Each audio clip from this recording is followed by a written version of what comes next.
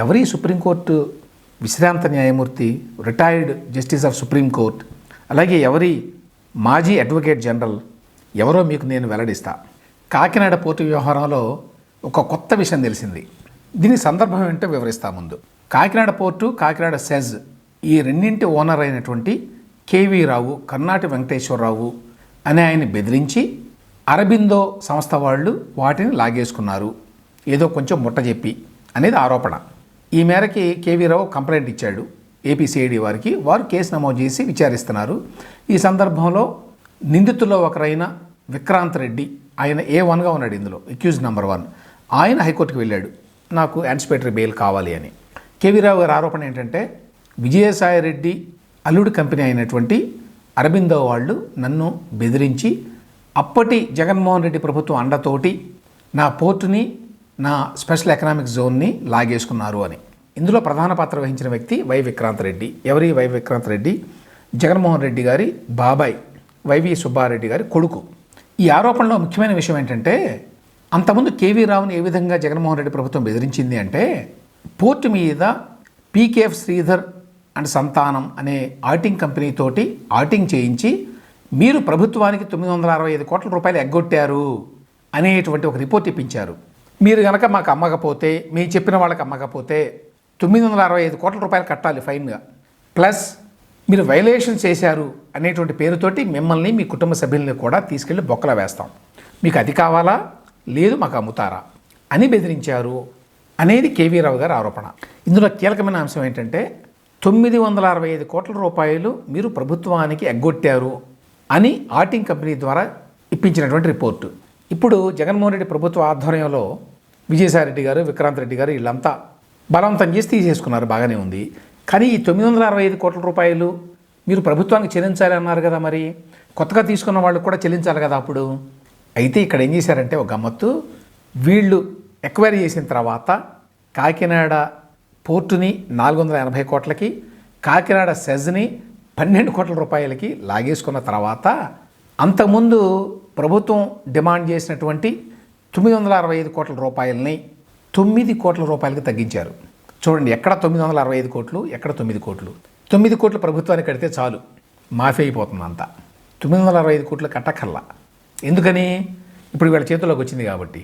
ఇందులో ఇప్పుడు తాజా ట్విస్ట్ ఏంటంటే, ఏపీ హైకోర్టులో విక్రాంత్ రెడ్డి యాంటిసిపేటరీ బెయిల్ విచారణ జరుగుతున్నప్పుడు విక్రాంత్ రెడ్డి తరఫున లాయర్ టి నిరంజన్ రెడ్డి గారు ఏం చెప్పారంటే, అప్పుడు జగన్మోహన్ రెడ్డి గారి ప్రభుత్వం ఎందుకు 965 కోట్లని 9 కోట్లుగా తగ్గించిందంటే, ఈ మేరకి మేము ఒక సుప్రీంకోర్టు విశ్రాంత న్యాయమూర్తి మరియు ఒక మాజీ అడ్వకేట్ జనరల్ న్యాయ సలహా తీసుకున్నాము. వారిచ్చిన న్యాయ సలహా ప్రకారం 965 కోట్ల రూపాయలని 9 కోట్లకి తగ్గించాము అని జస్టిఫై చేసుకున్నారు. ఎవరి సుప్రీంకోర్టు విశ్రాంత న్యాయమూర్తి, రిటైర్డ్ జస్టిస్ ఆఫ్ సుప్రీంకోర్ట్, అలాగే ఎవరి మాజీ అడ్వకేట్ జనరల్ ఎవరో మీకు నేను వెల్లడిస్తా. ఈ సుప్రీంకోర్టు విశ్రాంత న్యాయమూర్తి జాస్తి చలమేశ్వర్ గారు. జస్టిస్ చలమేశ్వర్ గారు రిటైర్ అయిన తర్వాత జగన్మోహన్ రెడ్డి ప్రభుత్వానికి చాలా దగ్గరయ్యారు అనే విషయం అందరికీ తెలుసు. చాలాసార్లు జగన్మోహన్ రెడ్డి గారితో వేదికలను పంచుకున్నారు, లంచ్ కూడా చేశారని వార్తలు వచ్చినాయి అప్పట్లో. ఆ తర్వాత జస్టిస్ చలమేశ్వర గారి అబ్బాయి జాస్తి నాగభూషణం గారిని ఎడిషనల్ అడ్వకేట్ జనరల్గా నియమించారు, along with another additional advocate general Ponnavolu Sudhakar Reddy. ఆయనతో పాటు ఈయన కూడా పెట్టారు, ఇద్దరు పెట్టారన్నమాట. ఆయన ఎక్కువ కాలం లేడు, బహుశా 1 సంవత్సర కాలమే ఉన్నాడు. కానీ చాలా కేసుల్లో ఆయన పేరు కూడా పెట్టి ఆయన కూడా భారీగా ముట్ట చెప్పింది జగన్మోహన్ రెడ్డి ప్రభుత్వం అని అప్పట్లో పేరు.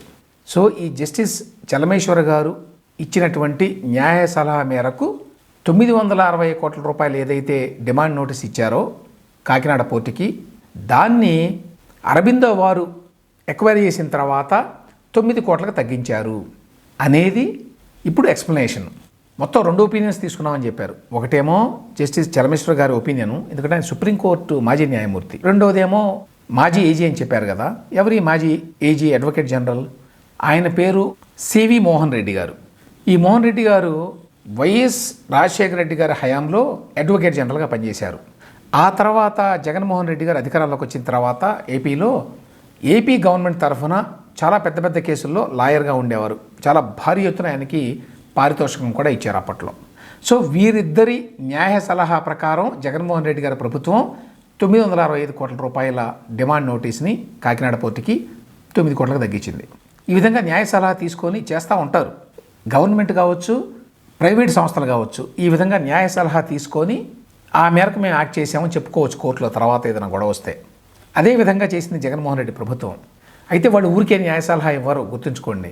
వాళ్ళ స్థాయిని బట్టి సుప్రీంకోర్టు మాజీ న్యాయమూర్తి న్యాయ సలహా అంటే 25 లక్షలు, 50 లక్షలు, కోటి రూపాయలు ఉంటుంది దాని విలువ, ఆయన ఇచ్చిన ఒపీనియన్. అలాగే మాజీ అడ్వకేట్ జనరల్ సివి మోహన్ రెడ్డి గారు ఇచ్చిన న్యాయ సలహా కూడా కొంత విలువ ఉంటుంది. ఎంతైనా కావచ్చు, 25 లక్షలు కావచ్చు, 50 లక్షలు కావచ్చు. సో వారికి అంత డబ్బు ముట్ట చెప్పి ప్రభుత్వం వారు ఏమని న్యాయ సలహా తీసుకున్నారు, మీరు చక్కగా 965 కోట్ల రూపాయల డిమాండ్ నోటీస్ని 9 కోట్లకు తగ్గించుకోవచ్చు, ఏమీ ఇబ్బంది లేదు అనేటువంటి లీగల్ ఒపీనియన్ తీసుకున్నారన్నమాట. చూడండి, గవర్నమెంట్కి ఇన్ని రకాలుగా బొక్కబడుతుందో. ఒకవైపునేమో తమ వాళ్ళకి ఆ పోర్ట్ని, సెజ్ని ఇప్పించడానికి ప్రభుత్వ అధికారాన్ని దుర్వినియోగం చేశారు. ఏంటి, ఆడిటింగ్ అని పెట్టి మీరు గవర్నమెంట్ కట్టాల్సింది కట్టలేదు, అందువల్ల ఫైన్ వేస్తున్నాం 965 కోట్లు కట్టండి అని. ఆ తర్వాత ఎక్వైరీ చేసేసుకొని అప్పుడు న్యాయ సలహా పేరుతోటి కోట్ల రూపాయలు వారికి ముట్టజెప్పి ప్రభుత్వ ఖజానా నుంచి, ప్రజలు కట్టేటువంటి పన్నుల నుంచి వాళ్ళకి కట్టి వీళ్ళకి కావాల్సినట్టుగా ఒక ఒపీనియన్ ఏంటి, 965 కోట్లని 9 కోట్లు చేయొచ్చు, ఏమి ఇబ్బంది లేదు అని. ఈ విషయం వీళ్ళు చెప్పలేదండి. స్వయంగా విక్రాంత్ రెడ్డి లాయర్ అయిన టి నిరంజన్ రెడ్డి గారు, ఈయన ఎస్ నిరంజన్ రెడ్డి గారు కాదు, అంటే వైఎస్ఆర్సీపీ ఎంపీగా ఉన్నారు కదా, జగన్మోహన్ రెడ్డి కేసులన్నీ వాదిస్తారు, ఆయన కాదు, మరొక న్యాయవాది వీరు టి నిరంజన్ రెడ్డి. ఈయన కూడా చాలా కేసులు వాదించారు జగన్మోహన్ రెడ్డి గారివి ఆయన. సో ఏ విధంగా ప్రభుత్వ అధికారాన్ని దుర్వినియోగం చేసి, ఆ దుర్వినియోగం చేయడం కోసం మళ్ళీ ప్రభుత్వ ఖజానా నుంచి డబ్బులు ఖర్చు పెట్టి తమ వాళ్ళకి డబ్బులు ఇచ్చుకొని ఇన్ని రకాలుగా ఇన్ని వైపుల నుంచి దగా దోపిడీ చేశారు రాష్ట్రాన్ని అని చెప్పడానికి ఈ కాకినాడ పోర్టు, కాకినాడ సెజ్ ఈ రెండో ఉదాహరణ. ఇప్పుడు ఈ కేసుని ఏపీ హైకోర్టులో జస్టిస్ కె శ్రీనివాసరెడ్డి గారు వింటున్నారు. ఆయన తీర్పును వాయిదా వేశారు. ఏం జరుగుతుందో చూడాలి.